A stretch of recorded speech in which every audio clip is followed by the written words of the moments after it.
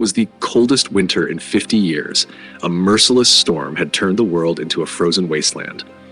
Deep in the forest, an old man named Henry lived alone in a small wooden cabin, his only companion being Max, a loyal golden retriever. They had survived many winters together, but this time, things were different. The storm was unrelenting.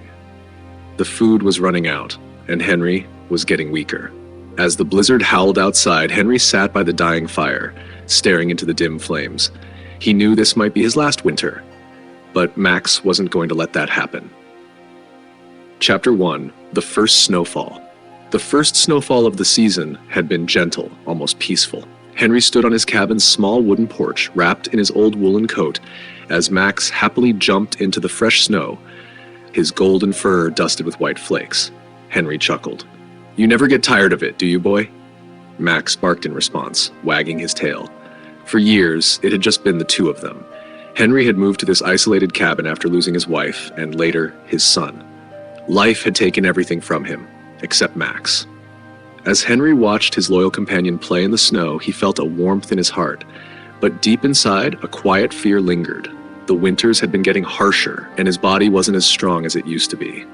That night, as Henry sat by the fireplace, he coughed, a deep, painful sound that echoed through the cabin. Max's ears perked up, and he walked over, resting his head on Henry's lap. "I'm fine, boy," Henry whispered, scratching Max's ears. But the concern in the dog's eyes told him otherwise. Outside, the wind picked up speed, carrying the first warning of the blizzard that was yet to come. The gentle snowfall of yesterday was gone. In its place, an unforgiving blizzard raged on. Henry sat near the fireplace, wrapped in an old blanket, staring at the wooden walls of his cabin. Outside, the wind screamed like a wounded beast, rattling the windows and shaking the door. Snow piled up rapidly, burying the front porch under a thick white layer. Max sat beside him, ears perked up, watching Henry closely. He could sense something was wrong. Henry let out a deep sigh, rubbing his stiff hands together for warmth. "This storm's worse than the last one, boy," he murmured. He stood up, walking toward the cupboard, opening it to check the supplies. His heart sank. There were only a few cans of food left, maybe enough for 2 days if rationed carefully. The wood pile was nearly empty too, which meant the fire wouldn't last long. Max whimpered softly, nudging Henry's leg as if to say, "We'll get through this." Henry forced a smile. "We always do, don't we?" But deep inside, a small voice whispered, "Not this time." Trapped in the cold. The next morning, Henry woke up shivering. The fire had almost burned out, leaving only faint embers. He struggled to stand, his body aching with cold and stiffness. Max was already awake, sitting by the door, his tail still. His usual excitement was gone. He knew something was off. Henry wrapped himself in layers and stepped outside, but the moment his boots touched the ground, he sank knee-deep into the snow. The entire cabin was buried. The pathway leading to the town, which was already miles away, had disappeared under layers of ice and snow. Max barked, pacing anxiously. He could feel Henry's frustration. The old man clenched his jaw. "We'll have to wait for the storm to pass. We'll be fine." But as he said it, a violent cough shook his chest. He leaned against the doorframe, gasping. Max whined and pressed his nose against Henry's hand. Henry waved him off. "I'm okay, boy, just the cold."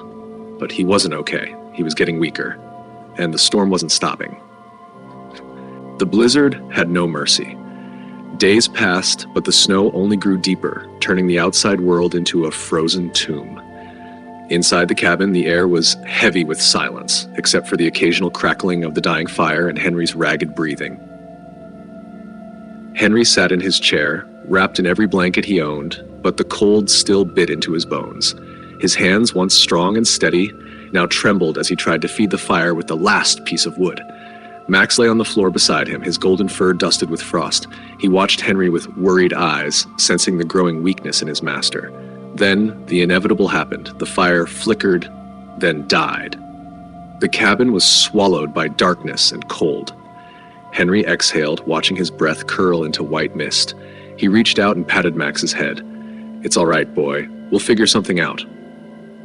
But his body disagreed. His limbs felt heavy, his chest ached, his vision blurred. He knew what was happening. Hypothermia. Max stood up suddenly, ears twitching. He could sense Henry's distress. His scent was changing. The dog whined, nudging Henry's arm, urging him to move, to fight. But Henry simply leaned back in his chair, closing his eyes for a moment. "Just a little rest," he mumbled. Max let out a sharp bark. "No, you can't sleep," but Henry's breathing slowed. "Shh! Max makes a choice." Max panicked. He barked louder, circling Henry, licking his face, trying to keep him awake. But the old man barely reacted. Max knew if he didn't act now, Henry wouldn't wake up. His instincts kicked in. He had to get help. With a determined huff, Max bolted toward the door. He jumped up, scratching and biting at the wooden frame. The door wouldn't budge. It was frozen shut. Max growled, eyes burning with desperation. Then he turned to the only other option, the window. He leaped onto the wooden table and lunged at the glass. Crash! The window shattered, sending shards of ice flying. Cold wind blasted into the cabin, but Max didn't stop. He jumped through the opening, landing the thick snow outside. So the storm was still raging. The wind howled. The snow cut at his fur like tiny knives. But he ran. He had only one thought. Get help. Save Henry. Through the blinding white, Max pushed forward, his paws sinking deep into the snow with every step. He didn't know where the town was, but he knew the direction Henry always took when they went for supplies. His body screamed at him to stop.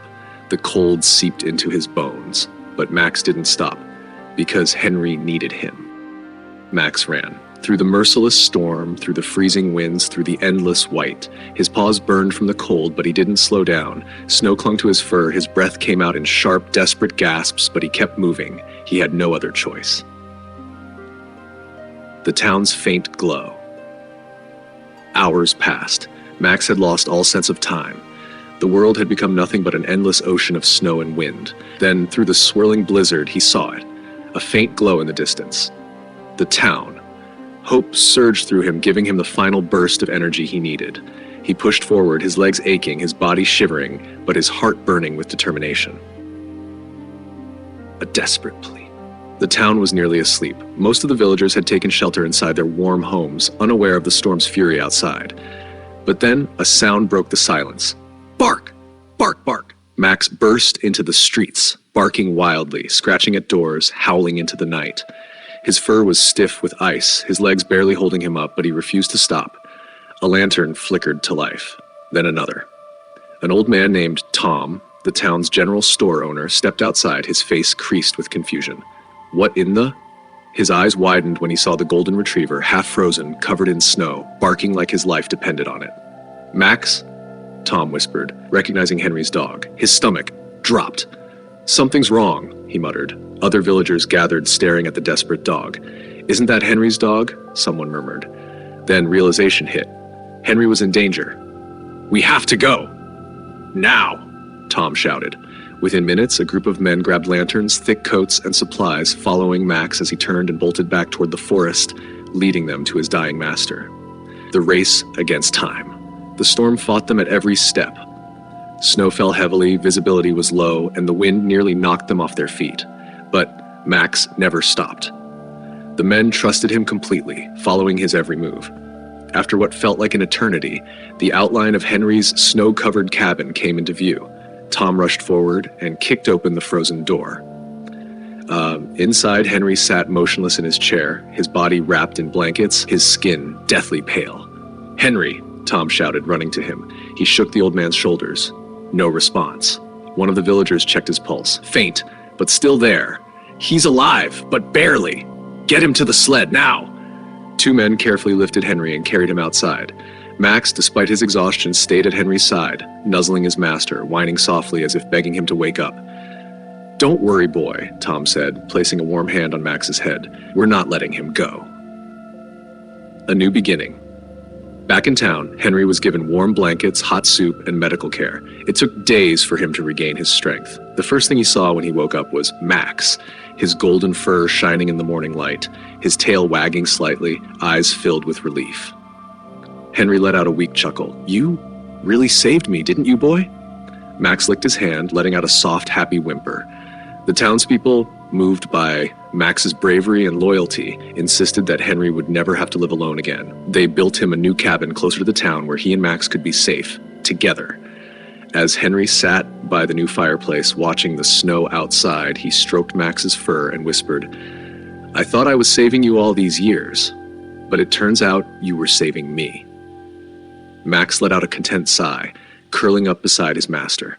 The storm had passed, they had won, and for the first time in years, Henry knew he would never face another winter alone. The end.